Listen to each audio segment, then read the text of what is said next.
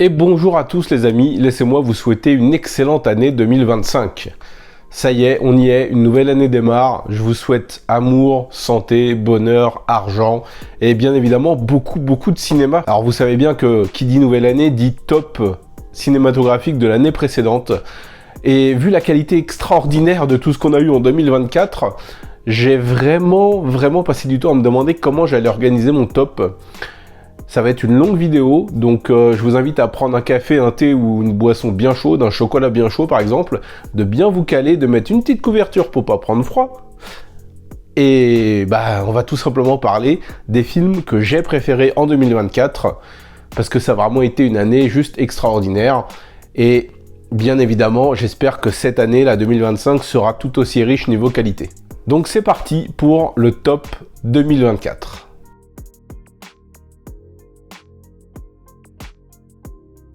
Mini-série thaïlandaise en 6 épisodes, disponible sur Netflix, Don't Come Home nous raconte l'histoire d'une mère et de sa fille fuyant un mari violent qui vont trouver refuge dans la maison familiale laissée à l'abandon et qui semble héberger une mystérieuse présence. Nous sommes ici loin d'être dans une classique histoire de maison hantée, nous sommes interrogés par les drames et les schémas des traumatismes familiaux et leurs conséquences.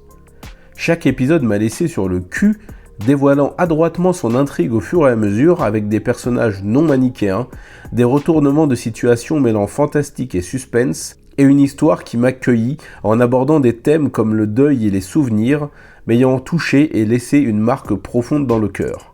C'est typiquement une œuvre qui vous reste en tête après visionnage, avec une pointe de tristesse et de mélancolie. Il nous aura fallu beaucoup de patience pour avoir une suite à l'excellente saison 1 de Hellbound, et l'attente fut grandement récompensée pour ma part. Distillant toujours ce parfait mélange d'action, de politique et d'horreur, la saison 2 est encore plus sombre et nihiliste, mettant l'humanité au bord du gouffre, malgré ses tentatives pour retarder une échéance qu'on sait inévitable. La mise en scène millimétrée se permet quelques belles audaces durant les scènes d'action et de tension. On répond à certaines questions, souvent douloureusement, on en pose d'autres aux conséquences qu'on imagine encore plus terribles, mais surtout, cette sensation d'apocalypse imminente est extrêmement bien rendue grâce à une tension qui va crescendo et des scènes d'anthologie. Une réussite totale pour ma part, ça va être très dur d'attendre la saison 3. Là aussi, l'attente fut longue après 2 saisons magistrales. Hippocrate saison 3 s'avère tout aussi brillantissime. Thomas Lilti retranscrit avec une telle justesse le quotidien des soignants de l'hôpital Poincaré, entre tension, épuisement, situations absurdes et parfois injustes, sans jamais, bien entendu, oublier le message social ou la justesse extrême de ses acteurs, tous formidables et rejoints cette saison par l'excellent William Lake Bill. La scène d'ouverture de la saison avec Allison est suffocante et chaque épisode m'a laissé le souffle coupé et pantois d'admiration face à une telle maîtrise émotionnelle et narrative. C'est peut-être ma série française favorite qui met l'humain en constant premier plan, en évitant de diaboliser qui que ce soit, en montrant juste une réalité souvent épuisante, parfois ponctuée de tendresse et de rire, souvent de coups de gueule et de coups durs. Personnellement, j'appelle ça un chef-d'œuvre.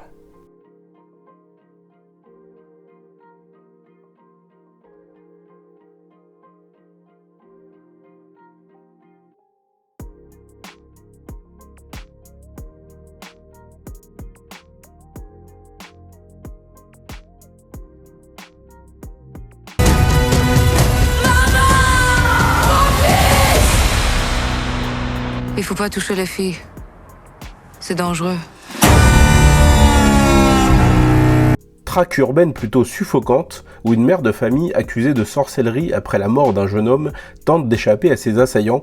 J'ai aimé l'intensité du film, et s'il a des défauts, bien sûr, je suis de toute manière amoureux de Goldshifter, donc l'objectivité.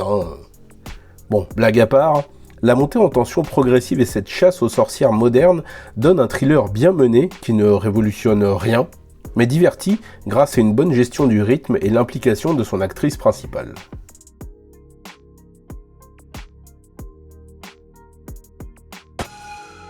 You don't gotta let it inside you.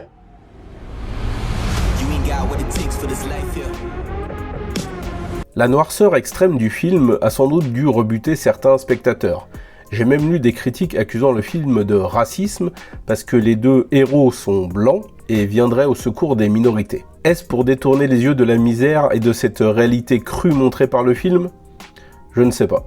En tout cas, le cinéma de Jean-Stéphane Sauvert dépeint un réalisme glaçant et bien réel, illustrant au contraire les conditions de vie épouvantables et la solitude de certaines personnes, pourtant noyées dans une mégalopole fourmillante de vie, mais où la mort est tapie dans chaque recoin, dans chaque seringue infectée, dans chaque isolement social de ces personnages, héros comme victimes.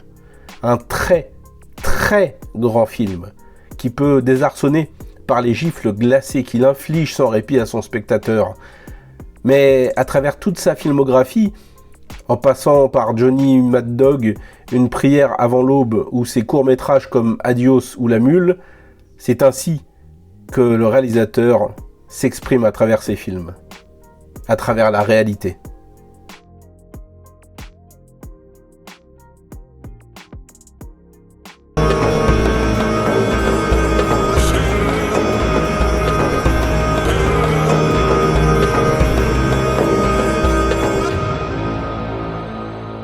Sacrée découverte au Forum des Images lors de l'étrange festival, ce Rape and Revenge d'une violence inouïe fut un véritable uppercut viscéral et cru, plongeant dans une violence graphique extrême, principalement dans sa dernière partie, huis clos où l'héroïne massacre à tour de rôle les responsables du viol et du meurtre de sa sœur.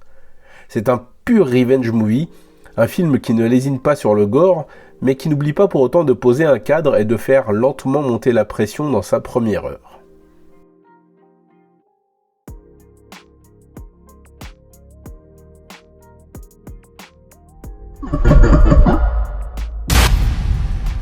Bon, vous le savez, Sadako vs Kayako est un film que j'adore et que j'ai eu la chance de découvrir en salle à Hong Kong. J'aime bien le rappeler de temps en temps. Alors, quand le réalisateur Koji Shiraishi sort un nouveau film et qu'en prime, je peux le découvrir en salle, inutile de vous dire que je me suis précipité encore une fois au Forum des Images. Et c'est encore une fois un excellent film qui vient s'ajouter à une filmographie très solide. Sous la base d'un scénario très convenu, une famille qui emménage dans une maison hantée, c'est original. C'est par son rythme, ses effets chocs très douloureux et quelques pointes d'humour avec le personnage de la grand-mère que le film m'a conquis. Et je ne parle même pas des origines du spectre qui hante la demeure, qui nous est dévoilé dans un flashback traumatisant et crève-cœur. Une des scènes de l'année, à n'en pas douter. La réalisation et la photographie superbes ajoutent des atouts à cette excellente bobine.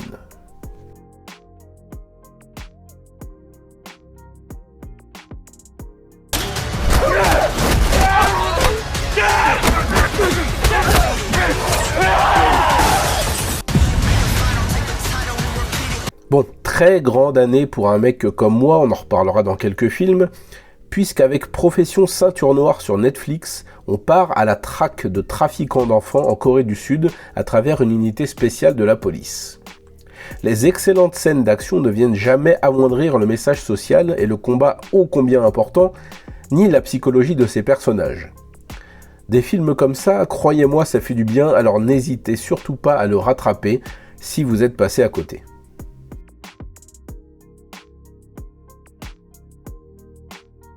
Ini gila sih. Biar orang gak percaya tahayul, Dil.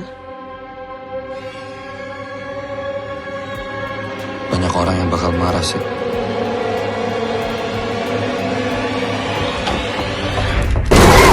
Siksa kubur hanya di bioskop lebaran. Après l'excellent MP Tigor en 2019 et l'extraordinaire Satan's Slave 2 il y a 2 ans, l'un des maîtres de l'horreur indonésienne Joko Anwar revient avec son nouveau film Siksa Kubur ou Grève Torture par chez nous, pour signer peut-être son film le plus ambitieux narrativement, puisque véritable fresque familiale se déroulant sur des années, suivant un frère et une sœur dont les parents ont péri dans un attentat et tentant de réfuter la théorie de la torture dans la tombe qui verrait les défunts se faire tourmenter aux portes de l'enfer.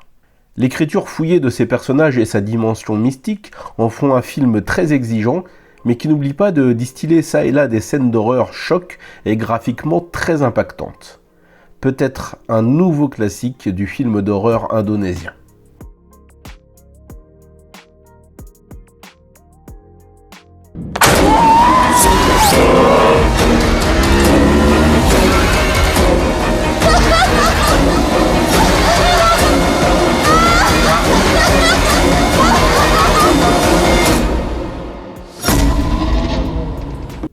Thriller psychologique sur la manipulation mentale et le home invasion, Shaitan, disponible sur Netflix au passage, prend pour cadre une famille classique victime d'un homme mystérieux et capable du pire.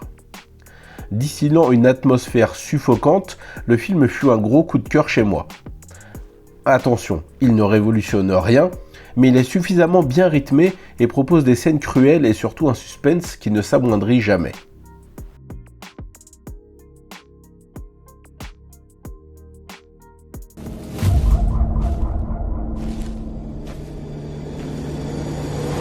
Si je m'attendais à ce qu'on ait un nouveau film Vendredi 13, ou tout du moins un meilleur film Vendredi 13 que beaucoup de films de la franchise, même si je précise que je l'aime beaucoup, j'ai tout simplement adoré ce slasher du point de vue du tueur. Ces longues déambulations dans la forêt avec cette photographie magnifique, ces meurtres graphiques extrêmement marquants. Alors, je ne vais pas louer comme tout le monde la scène du yoga qui a marqué tout le monde, à juste titre, mais celui de la scie découpeuse et de la victime paralysée m'a encore plus impacté. C'est un meurtre très brutal et surtout assez insoutenable dans sa durée et sa perspective. J'aime aussi beaucoup le final, au contraire de beaucoup de spectateurs apparemment, et ce changement de parti pris qui augmente cette atmosphère un peu envoûtante et onirique. Un succès total chez moi, en plus de très bien développer son mythe.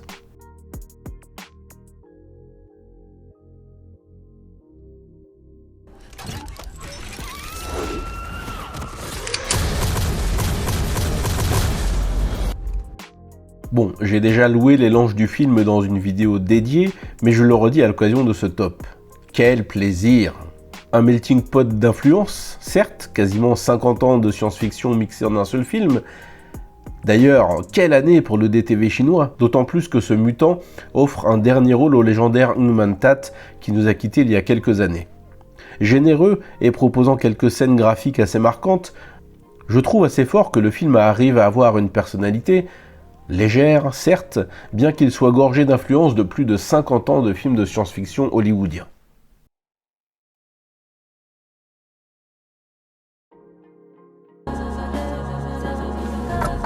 इतने जिसे कोई छूना नहीं चाहता और दूसरा वो जिसे कोई छू नहीं सकता. Nous plongeons dans une enquête suite à la mort d'une jeune fille dans une région rurale du nord de l'Inde. Santosh nous fait suivre la femme d'un policier tué lors d'une émeute et qui, en quelque sorte, hérite de son poste et devient policière selon la loi. Elle sera malheureusement confrontée à un système de caste cruel et corrompu, mais aussi à une cellule policière capable des actes les plus abjects, que triomphe ou non la justice. Un film cru et réaliste qui nous laisse un goût amer après le visionnage.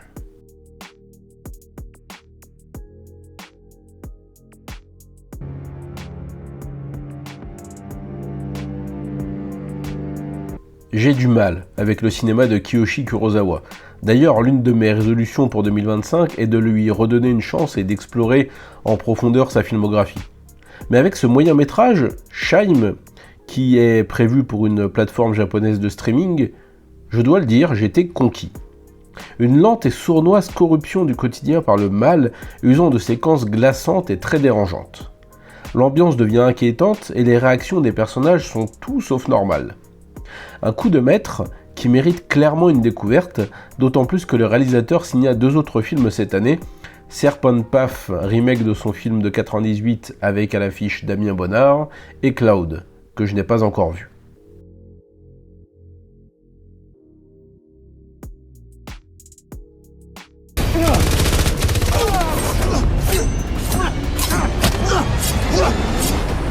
I have to stop this. Si vous suivez la chaîne depuis ses débuts, et j'ai vraiment l'impression de dire ça souvent, vous le savez, je voue un culte à Scott Adkins. Avec ce film, séquel au one-shot de 2021, nous suivons en temps réel une prise d'otage dans un aéroport et comment l'agent spécial Jake Harris va devoir la contrecarrer. S'il maîtrise très bien ses effets et sa réalisation, le film n'oublie pas pour autant d'installer un minimum ses personnages et de livrer quelques scènes chocs, dont un interrogatoire particulièrement tendu. L'action est bonne, mais usant de poncifs habituels dans ce style de film en plan séquence. Scott est parfait, en homme d'action, comme toujours, dans cette bobine efficace et très divertissante qui ne se plante jamais dans son concept.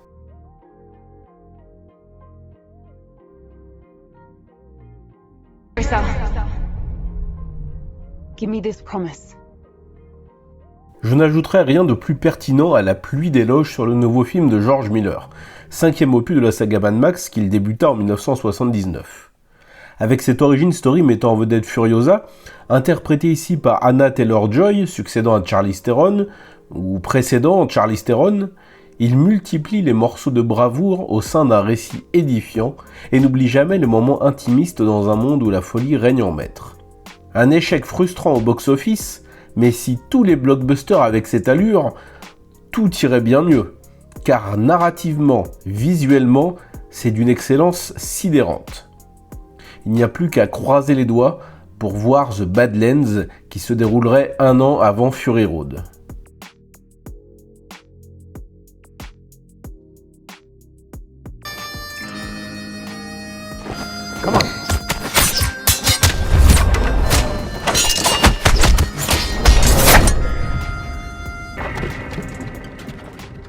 Comme je le disais précédemment, l'année fut fantastique pour le DTV et le cinéma chinois en général. Avec 100 Yards, réalisé par Xu Haofeng et mettant en vedette Jackie Hung et Andy On, j'ai réalisé à la fin du visionnage que je venais non seulement de voir un chef-d'œuvre, un film bénéficiant des combats les plus fous, les plus atypiques et les plus réalistes que j'avais vus, mais aussi un film qui venait tout simplement de s'imposer comme un classique instantané du cinéma d'arts martiaux.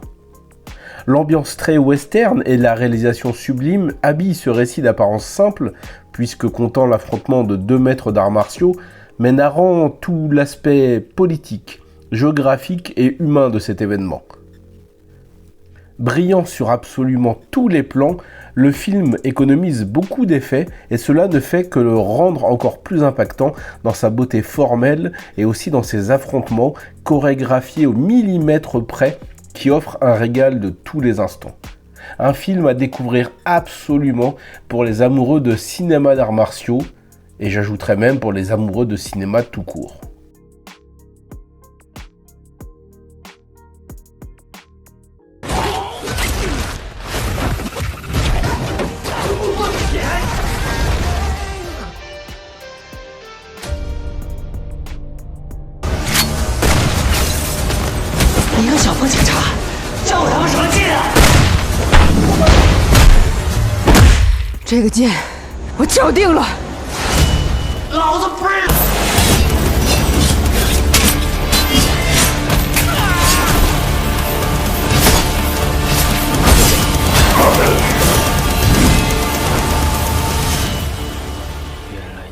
Je vais m'autoriser une petite tricherie si vous me le permettez, je vais poster 3 films d'un coup, mais j'ai une bonne raison.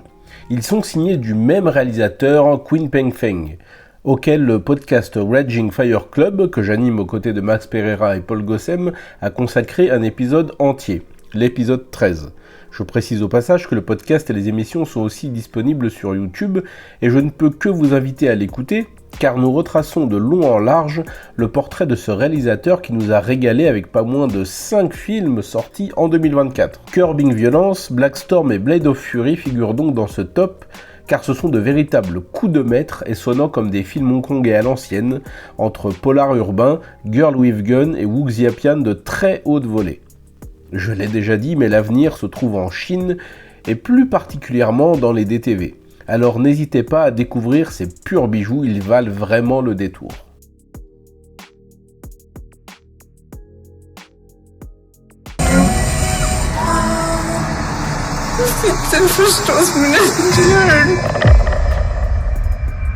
Voilà un traumatisme que j'ai rattrapé ces dernières semaines. Dire que le film m'a mis une gifle est un euphémisme. Plongée glaçante et désespérée dans un quotidien sans aucun espoir, le film nous dépeint le portrait traumatisant d'une femme vivante mais condamnée à une vie morne, terne et remplie de superstitions, nous assénant des scènes chocs et d'une puissance visuelle rare au sein d'une communauté fascinante. The Devil Bath, au titre d'ailleurs très trompeur, est très violent dans son message et son visuel. porté par une actrice principale exceptionnelle, Anja Plachn, j'espère que je n'écorche pas son nom, et un duo de réalisateurs au sommet déjà responsables de Goodnight Mommy et The Lodge. Un film dont on ne ressort pas indemne.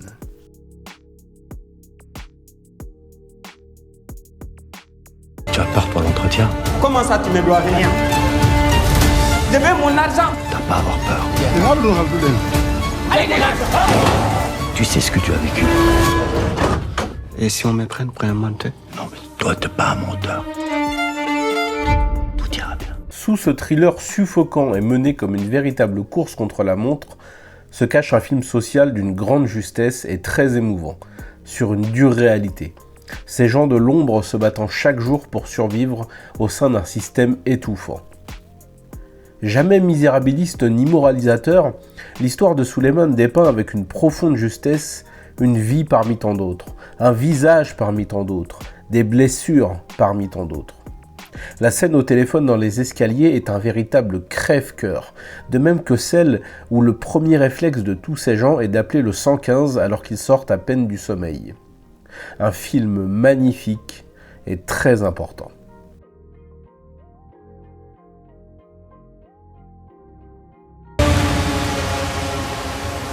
വളരെ കാലത്തിന് ശേഷം ഒരു അതിഥി എത്തുന്ന മഹത്തായ ദിവസം എൻ്റെ മനക്കിലേക്ക് സ്വാഗതം.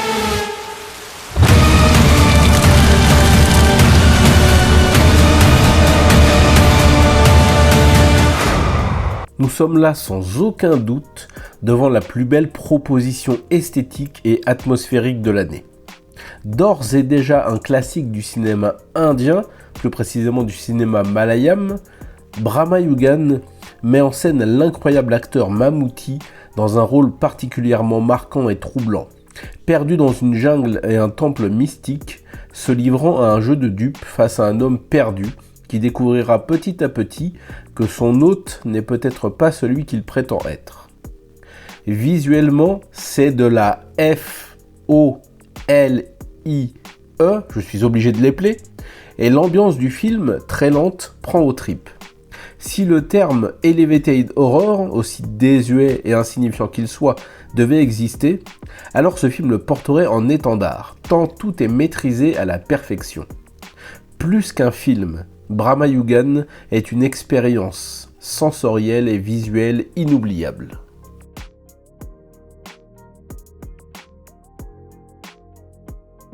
I keep seeing this face everywhere.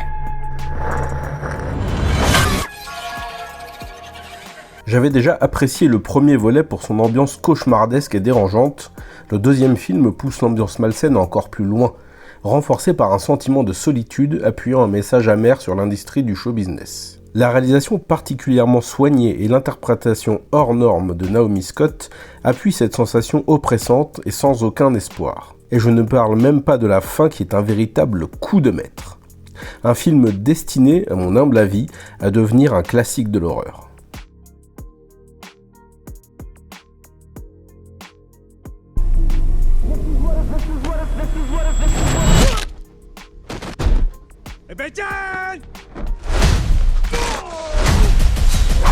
Soyons clairs, Kill est une pure bobine d'exploitation. Le film vaut surtout pour sa brutalité et son jusqu'au-boutisme assumé, ainsi que la violence et cruauté certaine de ses scènes d'action. Un bon gros défouloir bourrin qui arrive à bien gérer son espace réduit puisque tout se passe dans un train. Sans doute pas un grand film, mais j'aime ce genre de proposition radicale et assumée.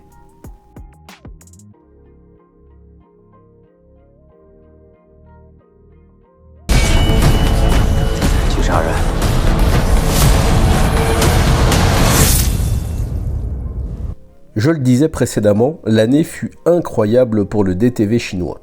Cette séquelle, réalisée par Yang Bingjia, je rappelle que les deux films sont édités chez Spectrum, gagne encore plus en qualité. Photographie, réalisation, chorégraphie de l'action, tout a pris en ampleur, et Tse Miu retrouve le rôle du sabreur aveugle qu'il maîtrise à la perfection.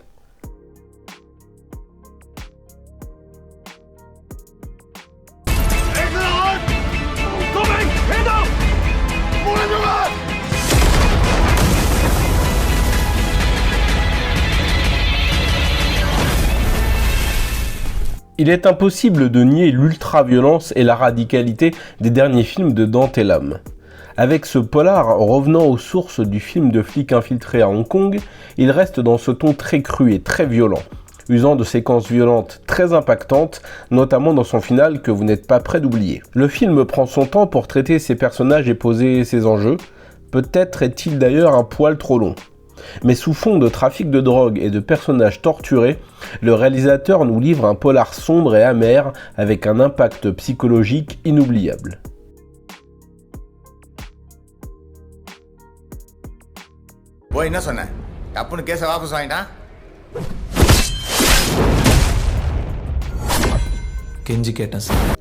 Si j'avais été déçu de Captain Miller, sorti cette même année, Dhanush nous livre avec ce qui est seulement, et difficile à croire vu la maîtrise dont il fait preuve, sa deuxième réalisation. Une véritable fresque familiale digne du parrain. Ryan est une tragédie mafieuse et intimiste où la violence et la trahison règnent en maître, et surtout où la confiance s'effrite au fur et à mesure des événements. Révélation du film, en tout cas pour moi, Dushara Vijayan est époustouflante, et beaucoup de séquences sont visuellement superbes, mais aussi très très intenses, comme la scène de l'attaque à l'hôpital.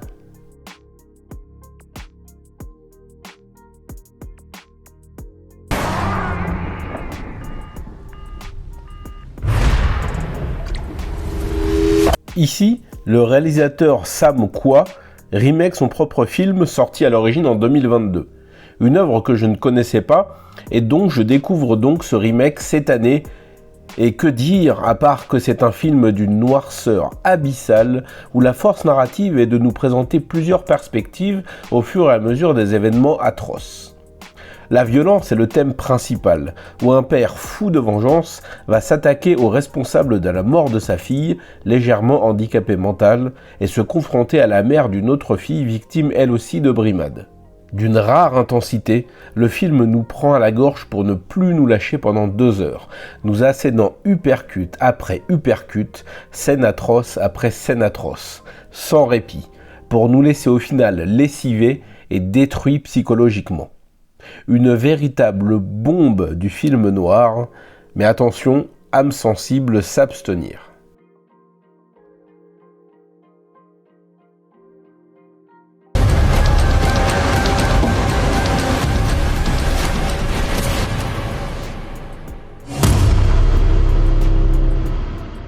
En lançant le film, je me suis dit « Oh tiens, un film sur la mode, ça va être marrant !» LOL. Après Jusqu'à la garde en 2017, Xavier Legrand nous signe un film absolument stupéfiant. Mais c'est le genre de film qu'il faut découvrir sans rien en savoir. Donc je ne dirai absolument rien de plus, si ce n'est saluer la performance exceptionnelle de l'acteur Marc-André Grondin. Je répète, performance exceptionnelle, film exceptionnel. Vous ne l'oublierez jamais.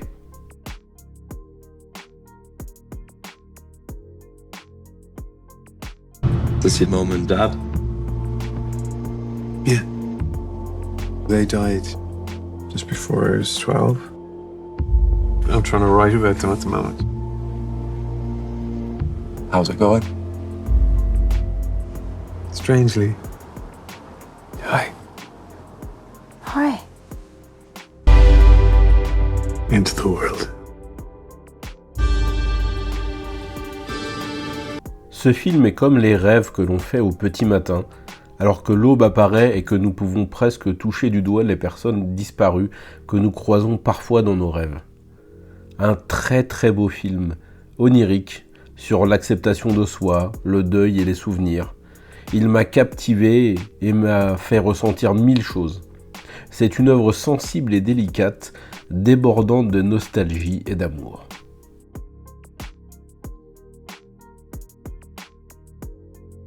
லட்சுமின்றது யாரியா சார்? லட்சுமி சார். லட்சுமி சார். லட்சுமியா? Hey! Sous le pitch complètement délirant et improbable d'un coiffeur à la recherche d'une poubelle en métal, se cache l'un des meilleurs films de l'année. Un thriller âpre et suffocant où, une fois de plus, Vijay Sethupathi brille de par son charisme et l'intensité de son jeu.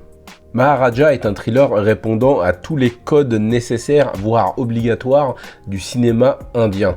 Une enquête, des personnages mystérieux, des révélations et une intensité qui monte de scène en scène. Je vous mets au défi de ne pas ressortir complètement traumatisé par le visionnage et hanté à jamais par la musique sublime qui habille les derniers moments du film.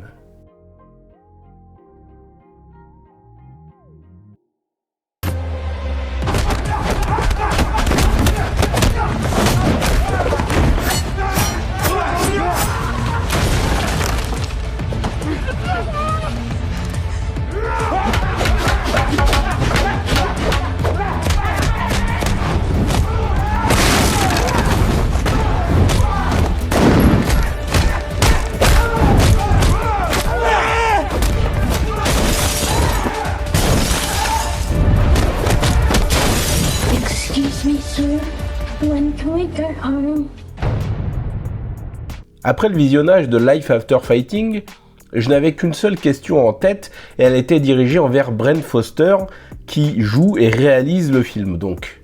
Mais où étais-tu ? Où étais-tu mon ami ? Où étais-tu quand on avait besoin de toi ? Et comment est-ce que tu as pu nous lâcher un tel classique du cinéma d'arts martiaux doublé d'un film social extrêmement fort ? Parce que oui, Life After Fighting n'est pas seulement un excellent film d'arts martiaux, mais aussi un film social dénonçant la pédophilie et le trafic d'enfants, avec beaucoup de justesse, mais aussi de dureté et de cruauté. Et si on peut reprocher aux personnages, aux antagonistes, d'être dépeints comme des êtres sans âme, oui, c'est le cas.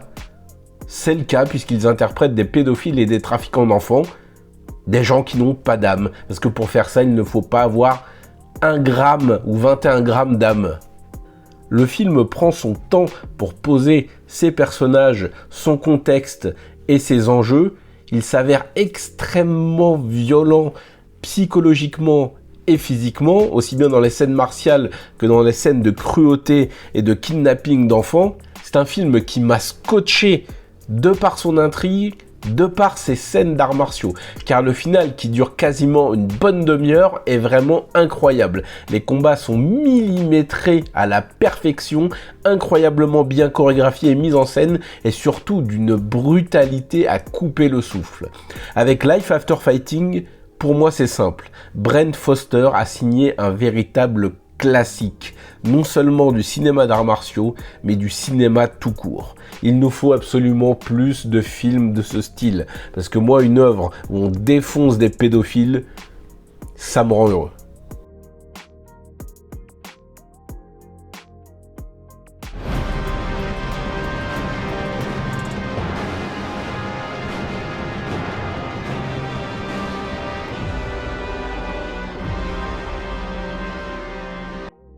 Mesdames et messieurs, je vous présente le film le plus traumatisant et le plus dérangeant de l'année. Avec Red Rooms, les chambres rouges donc, Pascal Plante signe un film oppressant et vraiment dérangeant où 2 jeunes femmes fascinées par un serial killer assistent à son procès. C'est morbide, c'est malsain, c'est ultra dérangeant, c'est ultra violent. Alors qu'on ne voit aucune image de violence, c'est un coup de maître et la réalisation est au cordeau, de même que les interprétations des acteurs et actrices. Un film extrêmement choquant qui dénonce une horreur bien réelle, même si certains pensent que les chambres rouges sont un mythe. Ce film est un très très dur rappel à la réalité du dark web.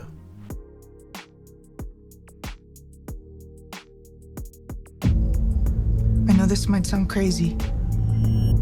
I don't want to alarm you. Do you remember a TV show we used to watch together? It was called The Big of Eight? Yeah. Do you watch? What if I really was someone else? Very far away on the other side of a television screen.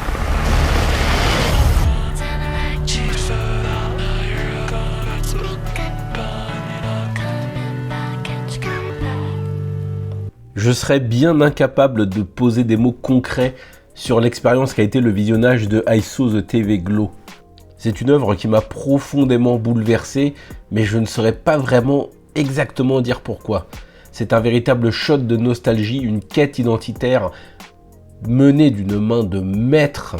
Et surtout, c'est un film qui m'a laissé profondément malheureux. Cette sensation de mélancolie absolument insupportable qui s'en dégage fut un véritable traumatisme. Et je n'ai visionné le film qu'une fois et je m'en rappelle encore avec précision. Et je me rappelle surtout des émotions qu'il m'a procurées. Les personnages sont incroyablement bien écrits. Il y a des scènes absolument marquantes. Et toute cette ambiance, cette espèce d'esthétique d'horreur VHS, de creepypasta et de quête identitaire, de questionnement sur la sexualité, sur la jeunesse, sur la vie en général, donne un mélange absolument indescriptible. C'est plus qu'un film, c'est une expérience. Non, je corrige, c'est plus qu'une expérience, c'est un chef-d'œuvre absolu.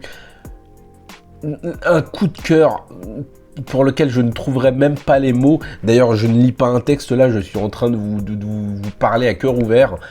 Je pense que je vais essayer de revoir le film cette année, mais j'appréhende déjà parce qu'il m'a complètement retourné et des jours après le visionnage, j'y pensais encore et j'avais envie de fondre en larmes. C'est une œuvre absolument remarquable et indescriptible. Quel film!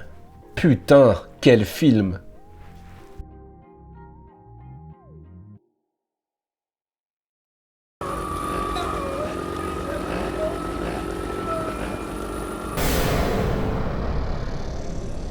J'ai déjà hurlé mon amour à tort et à travers pour le film Terrifier 3 et pour la saga en général, alors je ne vais pas développer beaucoup plus mon avis ici, que vous pouvez déjà retrouver sur la chaîne.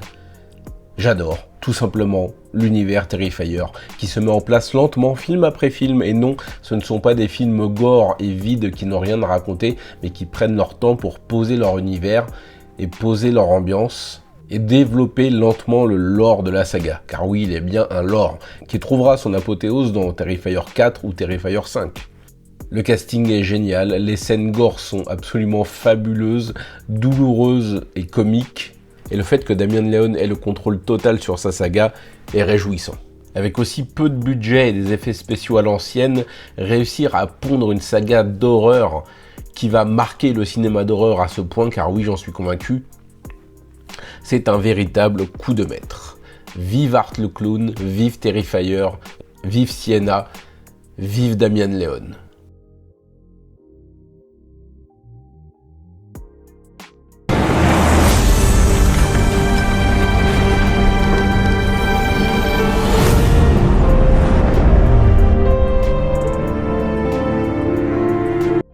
Sorti en tout début d'année 2024, Deep Sea, ou Le Royaume des Abysses par chez nous, est un film d'une beauté tout simplement bouleversante.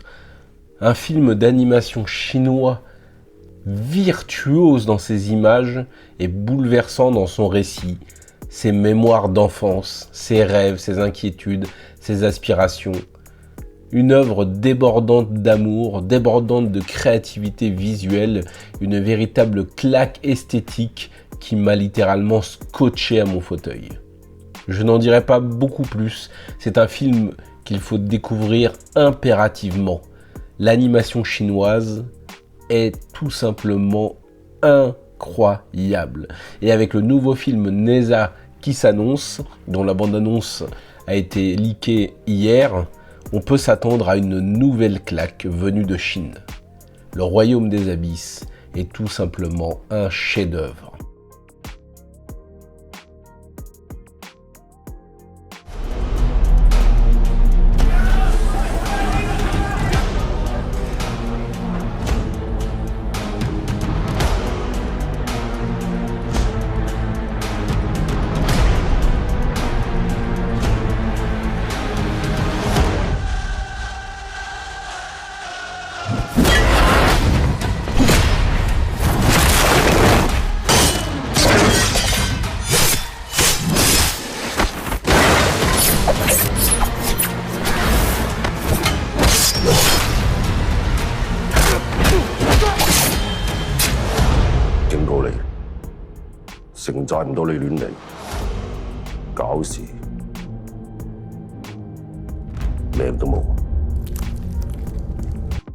Je me souviens plus pourquoi j'ai mis ce film de merde en premier déjà. Ah,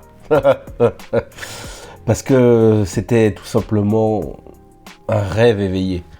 J'avais étrangement plusieurs fois rêvé du film avant sa sortie et il a dépassé mes attentes. Ça a été la plus belle récompense que je puisse espérer, la plus belle récompense pour le fan de cinéma hongkongais que je suis depuis le CE1, on va dire, le CE2 peut-être. C'était magistral. C'était tout ce que je demandais au film et encore bien plus. De l'action, de l'émotion, un casting de rêve, un pan de toute l'histoire du cinéma de Hong Kong et de la ville de Hong Kong qui est si chère à mon cœur. C'était tout simplement merveilleux. J'ai pleuré à la fin. J'ai pleuré, j'ai versé une larme. C'était trop pour moi, c'était trop d'émotions. C'était comme la récompense ultime pour toutes ces années, pour toutes ces aventures, pour toutes ces rencontres que j'avais faites grâce au cinéma de Hong Kong. City of Darkness. City of Darkness, ce fut comme un rêve éveillé. Un véritable bijou d'action, d'émotion, de personnages, de légendes. Je ne sais pas trop quoi dire honnêtement. À part merci Soi Chang. Merci le cinéma. Merci le cinéma de Hong Kong. Voilà les amis, c'est la fin du Top Cinéma 2024 de la chaîne. N'hésitez pas à me dire quels sont vos films préférés de l'année, si on en a quelques-uns en commun. Si vous avez une liste tout à fait différente, c'est possible, j'ai beaucoup de films que j'ai pas vus. Pour la chaîne en 2025, j'espère vraiment pouvoir vous proposer plus de contenu, du contenu de qualité. Je vais essayer quand même de limiter les facecam, réactions à chaud, parce que bon, ça va faire 5-6 ans que j'en fais. Je pense que bon, on a compris le concept. J'en ferai de temps en temps quand j'ai pas trop le temps de faire du montage ou quoi que ce soit, ou quand je veux réagir rapidement à un film que j'ai vu. Mais j'essaierai, et cette fois-ci je vais vraiment m'y tenir, à vous proposer au moins un épisode de 3 pépites hongkongaises par mois, fêter un anniversaire, parce que c'est quand même un format que j'aimerais bien reprendre sur la chaîne. Et surtout en 2025 les amis, j'espère pouvoir vous proposer ce pourquoi la chaîne a été créée il y a maintenant 6 ans de ça. Je peux pas vous en dire plus, c'est en bonne voie. J'espère que ça va vraiment pouvoir se faire. En tout cas, c'est pour ça que j'avais créé la chaîne au tout départ. Mais on a été ralenti par quelques petits événements. En tout cas, je vous invite à rejoindre la chaîne. Je vous invite à continuer à la soutenir. Et surtout, je vous remercie de continuer à la soutenir. Ça fait vraiment plaisir. J'embrasse les abonnés fidèles et les abonnés récents. Paix, cœur et amour sur vous. Et nous, on se retrouve très prochainement pour parler de cinéma asiatique, parce que vous savez que ça déchire. Salut et bonne année encore.